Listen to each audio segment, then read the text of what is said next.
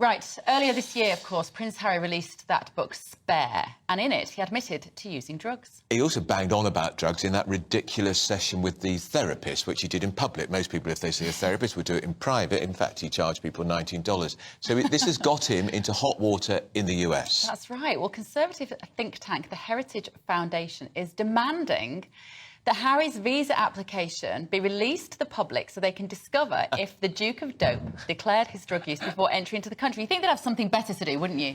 Yeah, so if he's found to have lied on his visa form, potentially he could face deportation from the US and be barred from applying for citizenship in the future. Please don't bring him back here. So, Rafe Heydel-Mankoo, royal historian, welcome to the show, Rafe. Do you think Prince Harry, in the kind of the excitement of laying all his story out for the world, just failed to consider what this might mean for his visa application and his status in America?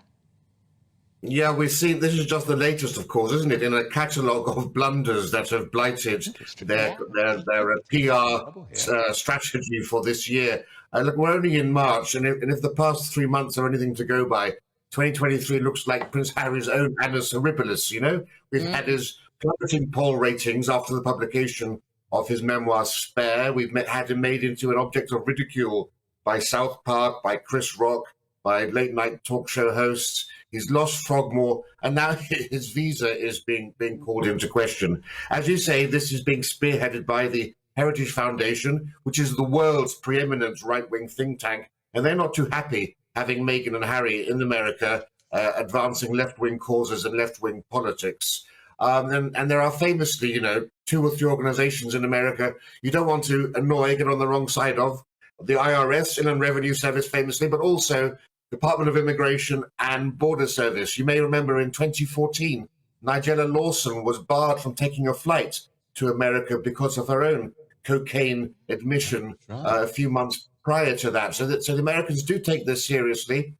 It's not really expected that this will actually have much of an impact, because it's unlikely that they actually will regard a statement in a book or in a Netflix documentary as equivalent to being arrested for possession or being found to have been driving under the influence, so forth. But so it may not actually apply to his current visa, but actually could apply to his chances of renewing his visa. And I think that's where the actual issue lies. We don't know what visa he's actually there under, possibly under a spousal visa. But there's another visa, which is the Daily Mail has actually suggested, an O1 visa. And if I were the Heritage Foundation, I would be also challenging that, because the O1 visa is granted to people who have demonstrated, and quotes, extraordinary ability in the sciences, the arts, education, business, and athletics. And some of us might be wondering quite where Prince Harry's extraordinary abilities lie amongst that group of... an extraordinary ability to make money out of the entertainment industry, arguably, but I'm not sure whether that's particularly philanthropic.